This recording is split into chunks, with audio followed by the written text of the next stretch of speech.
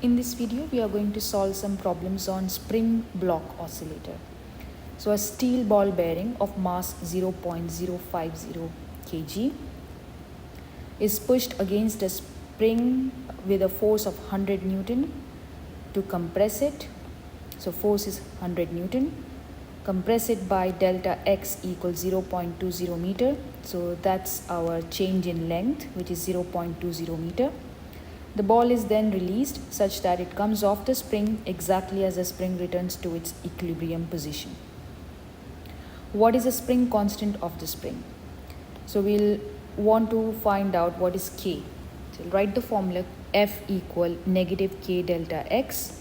We substitute the numbers, and because we are calculating the spring constant, which is always positive, so you don't have to bother about the negative sign. You can remove the negative and K will come out as 500. The unit is Newton per meter. What is the energy that the ball will have right after it loses contact with the spring? So we want to find out what's the energy it will have. The energy would be the elastic potential energy, which will convert to kinetic energy. So the energy which the ball will have is half K delta X square, which is half times 500 times 0.2 square, which we get as 10 joules. So this is the energy with which the ball will leave the spring.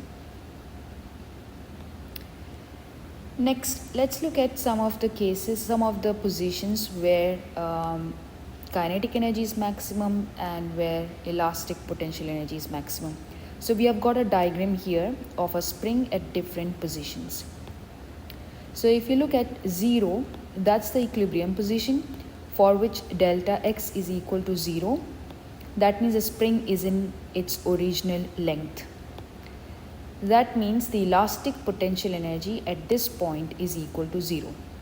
But the kinetic energy will be maximum because it is crossing the equilibrium.